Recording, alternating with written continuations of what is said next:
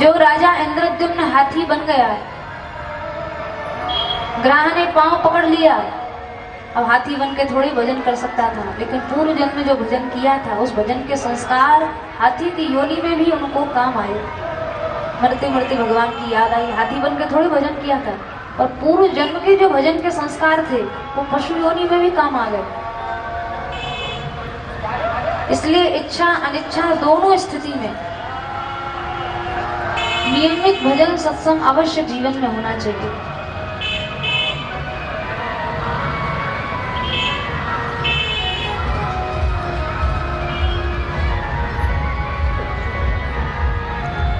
कपिल देवहूति संवाद का सार देवहूति मैया ने 2 श्लोकों में प्रकट किया।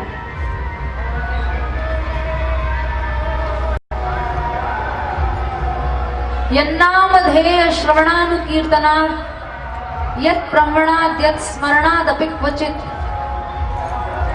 स्वादोऽपि सद्यः सवनाय कल्पते। हे प्रभु, मैंने सांख्य योग सुना, अष्टांग योग सुना और भक्ति योग सुना।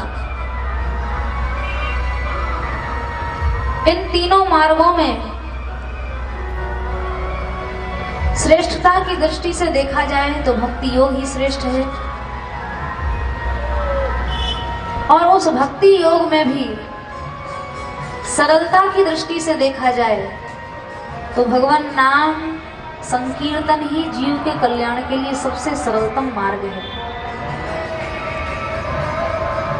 अगर कोई स्वपन चांडाल भी है, चांडाल कोटि का व्यक्ति भी,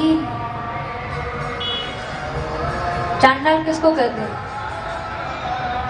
जो श्वान का मांस, कुत्ते का मांस भी बिना पकाए खा जाए, वो चांडाल है। ऐसा कोई निकृष्ट जीव भी हो, लेकिन कहीं से जा रहा है, भगवान नाम कान में पड़ गया, जीव से निकल गया व्यवस्थावश, अथवा बैठे बैठे उसको कभी याद ही आ गई, तो सद्य माने उसी समय, जिस समय उसके कान में या जीभ पर या उसकी स्मृति पटल पर भगवान का नाम प्रकट होता है, तो उसी समय वो चांडाल कोटि का जीव भी सोमयाजी ब्राह्मण के समान पूज्यत्व को प्राप्त हो जाता है।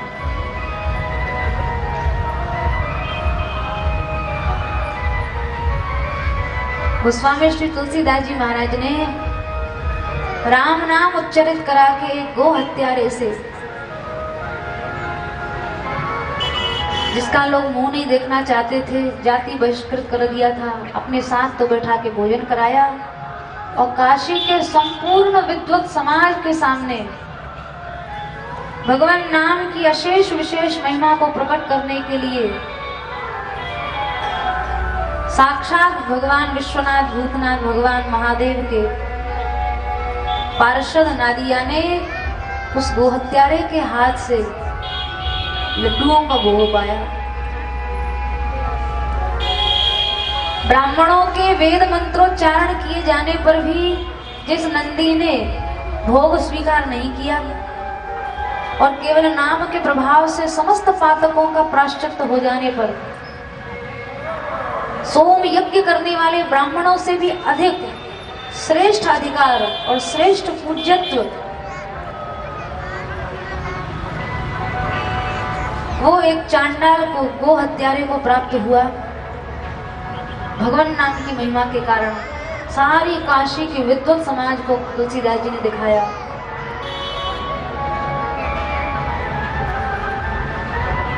भक्ति योग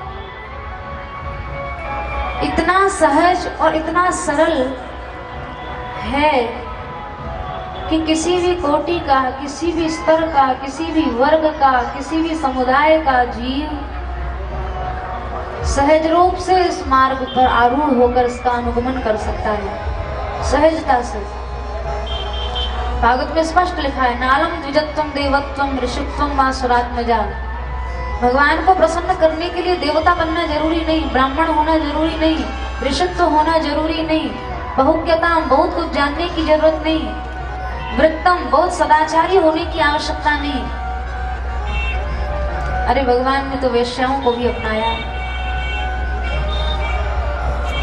बंदर भालू तक को अपना लिया।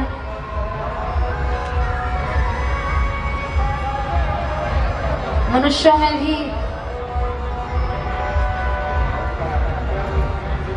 रैदास जी महाराज चर्मकार कुल में हैं, सदन जी महाराज कसाई हैं, श्री नामदेव जी महाराज छिपी कुल में उत्पन्न हुए हैं।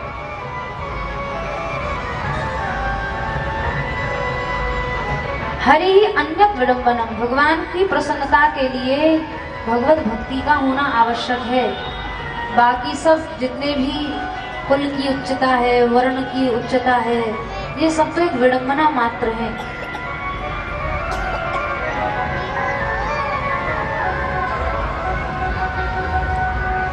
तो ये बात देवहूति मैया ने अपने 2 श्लोकों से स्पष्ट की और एक सिद्धांत ये जीवन में आ जाए,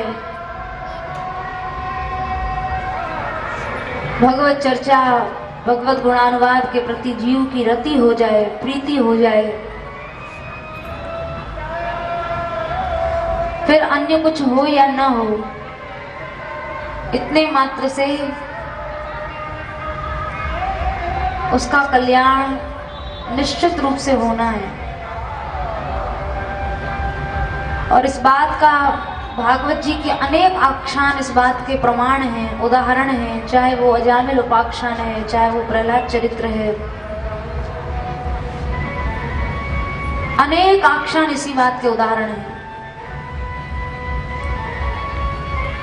चतुर्थ स्कंध में मैत्रेय जी महाराज ने श्री विदुर जी को दक्ष चरित्र सुनाया है। दक्ष की कन्या है सती जी। इनके पिता दक्ष ने भगवान शिव का अपराध किया, सती जी ने अपने प्राणों का परित्याग किया। दक्ष प्रजापतियों के अधिपति थे। एक बार इन्होंने बहुत विशाल यज्ञ किया, बड़े से बड़ा सत्कर्म हम कर रहे हैं, पर यदि उसका लक्ष्य भगवान नहीं है तो बड़े से बड़ा सत्कर्म भी बेकार है। तपस्विनो दान परा यशस्विनो मनस्विनो मंत्र विदह सुमंगला। कोई दान कर रहा है, कोई तपस्या कर रहा है, कोई मंत्रोच्चारण कर रहा है, कोई यज्ञ कर रहा है, कोई व्रत कर रहा है, लेकिन इन सब सत्क्रियाओं का प्रयोजन अगर भगवान नहीं है तो इनका करना न करना सब समान है, बेकार है। और एक साधारण सी क्रिया है, अगर उसका लक्ष्य भी भगवान है तो सामान्य सी क्रिया भी किसी पूजा, षोडशोपचार पूजा से और राजोपचार से कम नहीं है।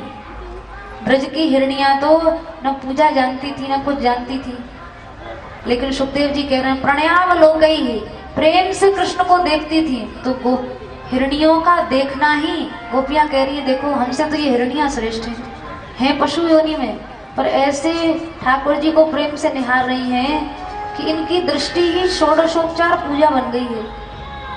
ना इनको घंटी हिलाने की जरूरत है, ना इनको नैवेद्य चढ़ाने की आवश्यकता है, ना इनको अक्षत कुमकुम लगाने की आवश्यकता है। इनका प्रणय पूर्वक अवलोकन ही कृष्ण पूजा बन गया। और दक्ष ने इतना बड़ा यज्ञ किया, बृहस्पति सव नामक विशाल यज्ञ किया, लेकिन उस यज्ञ का लक्ष्य था शंकर जी का अपमान करना। सब देवताओं को बुलाएंगे, शंकर जी को नहीं बुलाएंगे, इनका तिरस्कार करेंगे। परिणाम क्या हुआ? उस यज्ञ से भगवान नहीं प्रसन्न हुए, यज्ञ विध्वंस हुआ, दक्ष को मरना पड़ा। दक्ष का धड़ से मस्तक अलग कर दिया गया, दक्ष का धड़ यज्ञ पशु के मस्तक से जोड़ दिया गया। यानी अगर हमारे सत्कर्म में उस सत्कर्म का लक्ष्य भगवान नहीं है तो उस सत्कर्म का फल न तो हमें जीते जी मिलेगा और न हमें मरने के बाद मिलेगा। गीता जी में भगवान ने स्पष्ट कहा है, अश्रद्धया हुतम दत्तम तपस्तप्तम कृतम च यत्। अश्रद्धा से किया गया, हुत माने यज्ञ, दत्तम माने दान, तप्तम माने तप, असदित्युच्यते पार्थ न च तत्प्रेत्य नो इह माने इस लोक में भी उसका फल नहीं मिलेगा और मरने के बाद भी उसका फल नहीं मिलेगा। हमारी सत्क्रियाओं का लक्ष्य भगवान बने।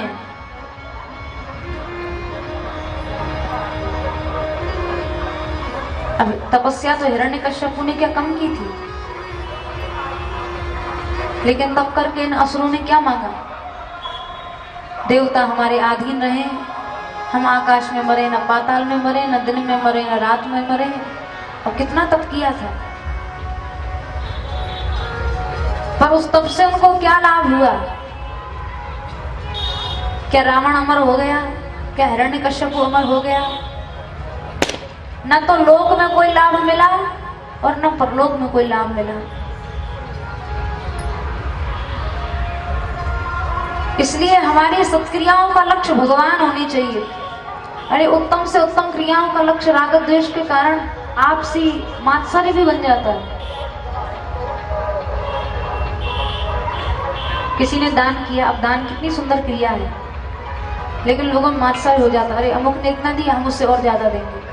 फिर तीसरा सोचेगा इससे भी और हम ज्यादा, इसको हम डाउन करेंगे। फिर चौथा सोचेगा इसको और हम डाउन करेंगे। अब अच्छी से अच्छी सत्क्रियाओं का लक्ष्य क्या? मात्सर्य हो जाता है। तो ऐसी सत्क्रियाएं भी न जीते जी लाभ देती है, न मरने के बाद लाभ देती है। मान लो कोई बहुत सुंदर आयोजन ही कराया, ऐसा आयोजन होगा, ऐसा हम कराएंगे, कराने के वाले हम हैं, ऐसा कराएंगे, आज तक हुआ ही ना हो, कोई करा ही ना पाए। अच्छी से अच्छी सत्क्रियाएं मिट्टी में मिल जाती हैं।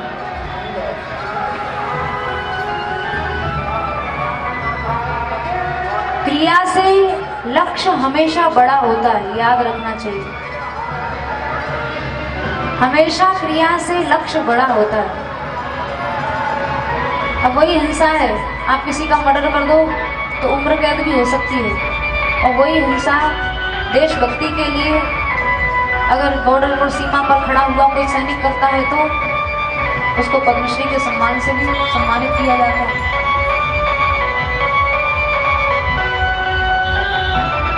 अब हिंसा जैसी क्रिया कर दोनों ही रहे हैं, लेकिन दोनों के लक्ष्य में अंतर है।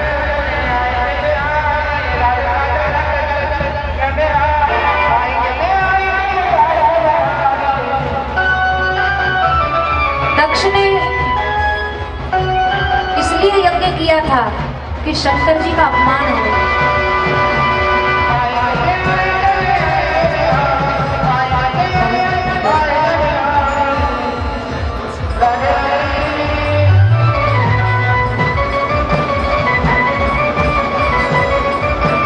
गोविंद जय जय हरि गोपाल जय जय, गोविंद जय जय हरि गोपाल जय, राधा रमण हरि गोविंद जय जय, राधा रमण हरि गोविंद जय जय गोपाल जय, गोविंद जय जय गोपाल जय जय, राधा रमण हरि गोविंद जय जय, राधा रमण हरि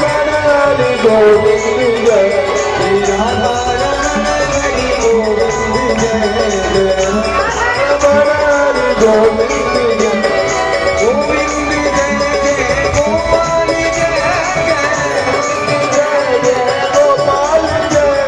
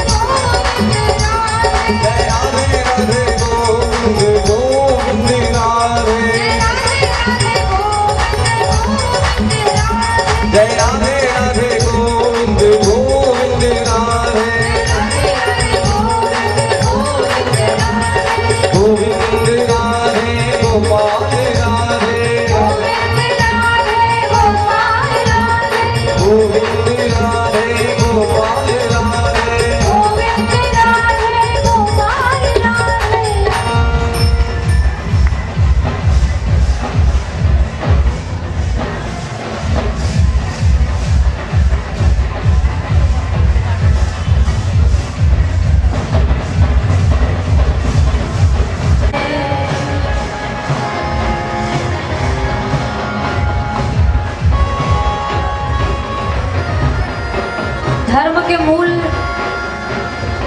भगवान ही हैं।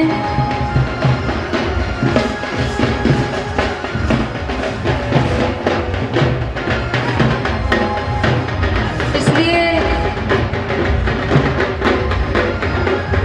जिन क्रियाओं का मूल भगवान नहीं होते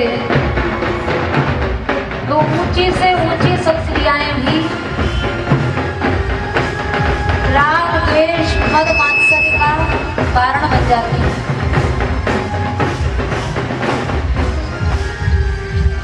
अब उस यज्ञ से दक्ष का यज्ञ नहीं हुआ, उस यज्ञ से केवल दक्ष के द्वेष की सिद्धि हुई।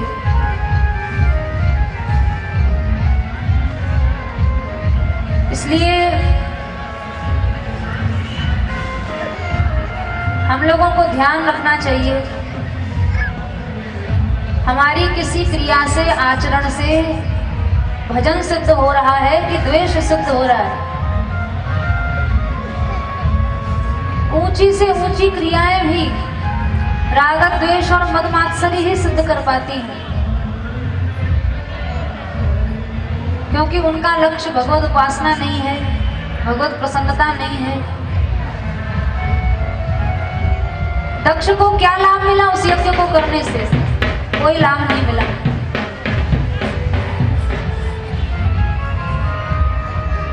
यज्ञ विध्वंस हुआ, शंकर जी का वैष्णवापराध लगा। परिणामतः सती जी ने प्राण परित्याग कर दिया। शंकर जी से क्षमा याचना करनी पड़ी दक्ष को। अच्छा, अपराध करने वाला व्यक्ति यदि अपने अपराध को स्वीकार कर ले, इतने से ही वो अपराध नष्ट हो जाता है। हम अपराध भी करें और उस अपराध को स्वीकार भी न करें, हम अपने आप को अपराधी न माने, निरपराधी समझे, उससे वह अपराध और कई गुना बढ़ जाता है। प्रथम स्कंध में आया है, विशुद्धया धारणया हता शुभ। अगर व्यक्ति केवल मन में इतना भाव रख ले, अरे भाई ये हमसे अपराध हो गया, एक ग्लानि का भाव पैदा हो जाए, आगे हम ऐसा अपराध नहीं करेंगे, ऐसी धारणा बन जाए, इतने से ही हता अशुभ, वह अशुभ नष्ट हो जाता है। पर होता क्या है, अपराध भी करते हैं और अपने आप को अपराधी भी नहीं मानते।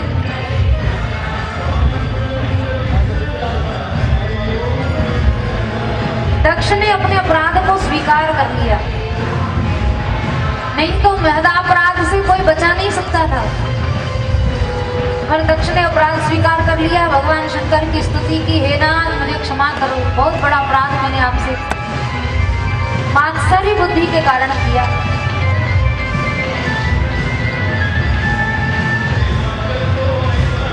यदि अपराधी व्यक्ति अपराध की क्षमा मांग ले तो उदार अंतःकरण वाले संत सत्पुरुषों के हृदय में इतनी क्षमता होती है, इतनी उदारता होती है। शंकर जी बोले, अरे दक्ष तुम क्षमा क्या मांगते हो, हमें तो तुम्हारे अपराध की याद भी नहीं, तुमने क्या अपराध किया मुझे स्मरण भी नहीं, जाओ अब तुम सविधि यज्ञ पूरा करो। शंकर जी ने स्वयं आकर उस यज्ञ को पूरा कराया।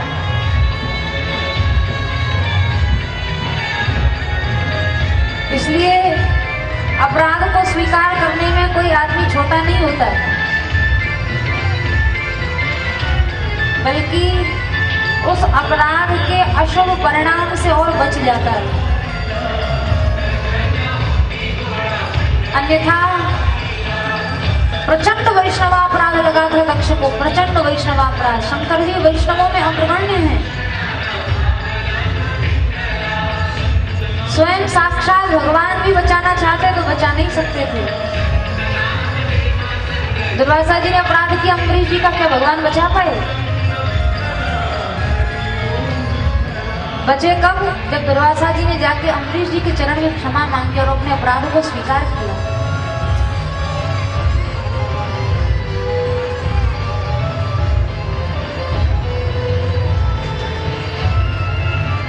तो दक्ष के प्रकरण के माध्यम से मैत्रेय जी महाराज ने विदुर जी को विशुद्ध धर्म की परिभाषा बताई। जिस धर्म का, जिस क्रिया का लक्ष्य भगवान है वो विशुद्ध है, अन्यथा ऊंची से ऊंची सत्क्रियाओं से भी लोग केवल अपने राग और बैर की ही सिद्धि करते हैं, भगवान सिद्ध नहीं होते। ध्रुव चरित्र के माध्यम से अर्थ प्रकरण बताया। सारा संसार जानता है ध्रुव जी को भगवान ने वो ध्रुव पद दिया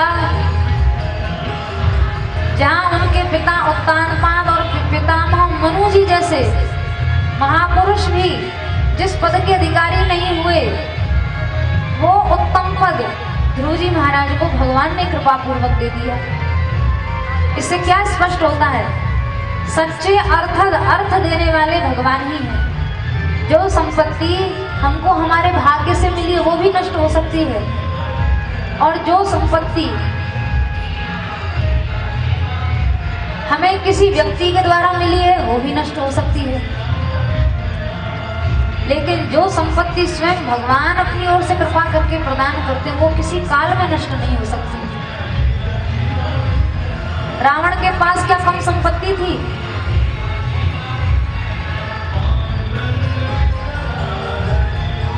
काल को तो पार्टी में बांध रखा था, सब लोग उसके अधीन थे, अक्षय ऐश्वर्य का स्वामी था। लेकिन जिस समय हनुमान जी महाराज ने संपूर्ण लंका को जलाया तो सब देवता तमाशा देखने आ गए। लंका देने वाले शंकर जी भी बैठकर तमाशा देखने लगे। रावण को क्रोध आ गया, हे शंभो, मुफ्त में थोड़ी लिए लंका आपसे, 10 बार मस्तक काट के दिया है, तब आपसे लंका ली है, और अब कोई लंका जल रही है तो आप खड़े होके नाटक देख रहे हैं, मेरी रक्षा नहीं करते। शंकर जी ने कहा तो तुमने 10 मस्तक काटे तो ठीक है, तुमने इस विशाल वैभव को प्राप्त कर लिया।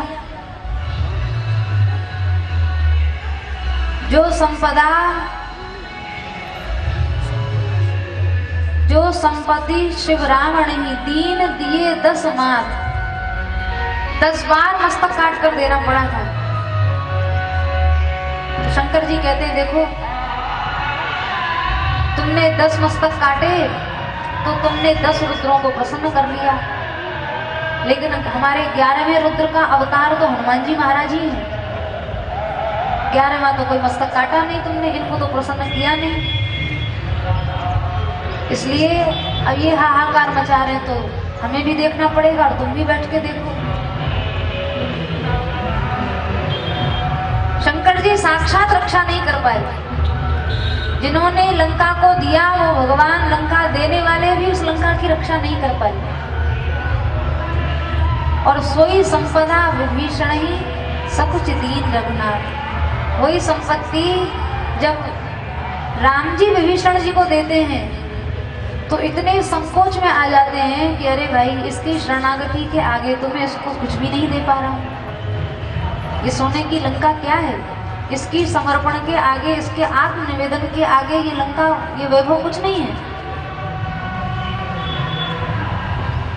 इससे स्पष्ट होता है सच्चे जीव के जो अर्थद हैं, अर्थ देने वाले हैं, संपत्ति देने वाले हैं, वो भगवान ही है। बाकी किसी व्यक्ति विशेष से मिली हुई संपत्ति, भाग्य से मिली हुई, और तो और देवी देवताओं से मिली हुई संपत्ति भी नष्ट हो जाएगी, लेकिन भगवान स्वयं जीव को जिस संपदा के योग्य समझते हैं और अपनी ओर से वह संपदा उस जीव को प्रदान करते हैं, वह संपदा किसी काल में भी नष्ट नहीं होती। इसलिए अगर मनुष्य को या तो कुछ चाहिए नहीं तो बहुत बढ़िया बात, अगर कुछ चाहिए भी तो भगवान से ही मांगो, अन्य किसी से तो मांगना भी बेकार है। भागवत जी में स्पष्ट लिखा है, तीव्र भक्ति योग क्या है? अगर निष्काम हो तो भी भगवान को भजो, और मोक्ष की इच्छा तो भी भगवान को ही भजो, और सर्व काम, सारी दुनिया ही चाहिए तो भी भगवान को ही भजो। संसार को, संसार से आशा और संसार को भजना तो किसी भी परिस्थिति में नहीं चाहिए। अगर हमारे मन में कोई इच्छा भी है, कामना भी है, तो वो भगवान से ही करो। अगर नहीं होती है तो बहुत बढ़िया बात है, पर अगर कामना होती ही है, मन नहीं मानता, तो वो भी भगवान से ही करनी चाहिए। संसार में किसी जीव से ना आशा कभी की जाए, ना कभी कामना की जाए।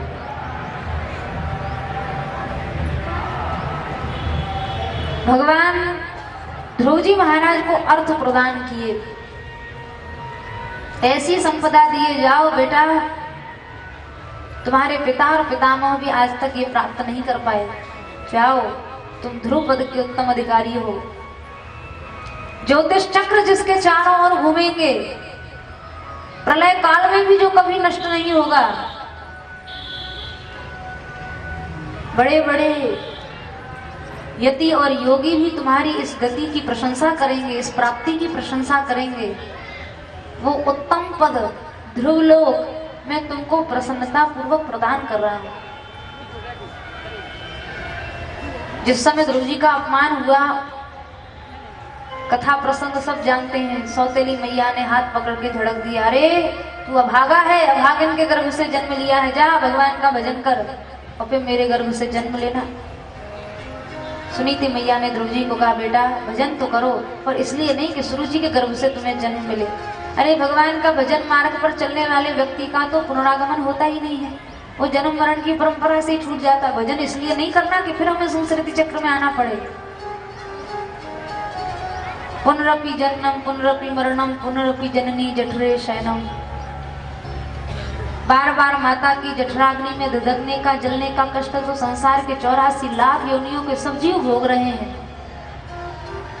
तुम भजन इसलिए करो कि संस्कृति चक्र से मुक्त हो जाओ, संस्कृति चक्र में फंसने के लिए भजन मत करो। तो कैसे भजन करूंगा? अनन्य भावे निर्धर्म भावे थे, अनन्य भाव से भगवान का भजन करो, वे ही भजनीय हैं, संसार में और कोई भजनीय नहीं है। मनस्य अवस्थाप्य भजस्व पुरुषम, उस परम पुरुष भगवान को मन में धारण करके उनकी प्राप्ति के लिए निकल जा।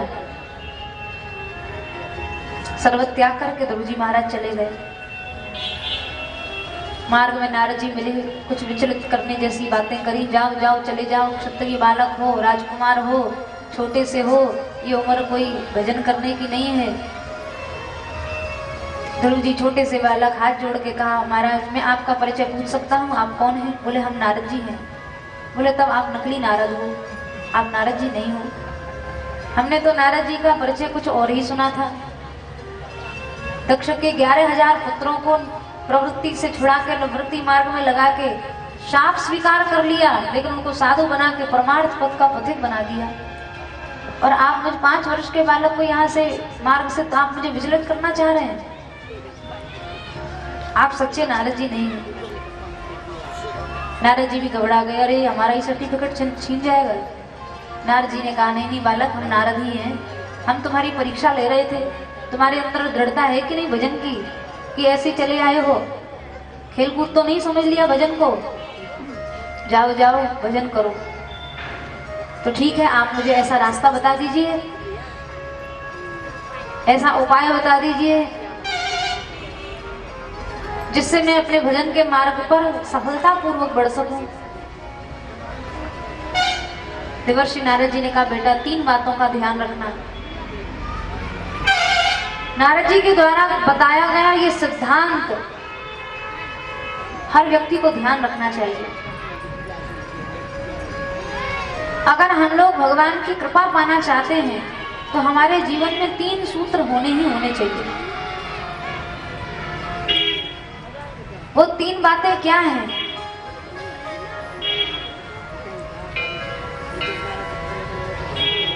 देवर्षि नारद जी महाराज ध्रुव जी को बता